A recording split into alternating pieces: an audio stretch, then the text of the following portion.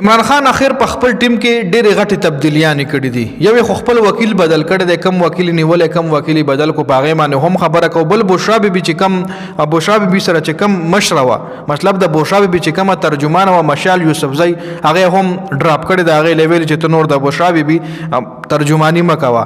بشرا بیبي دپاره نور څلور مختلف ترجمان مقرر کړي دي: نعیم پنجوتا، مبشر مقصود، یوسف چودھری او رائس سلمان. دا را بشرا بیبي څلور نوي ترجمان دي. دین علاوه عمران خان چې کم خپل وکیلو هغه هم بدل کړی دی. بشرا بیبي فیصل چودھری ته وی چې ته زمونږ کیسونه نور ملړاوه، ته نور زمونږ کیسونو نه بیل شه، ځکه موږ له سیاسي وکیل نه پکار بلکې موږ له یو پروفیشنل وکیل پکار دی.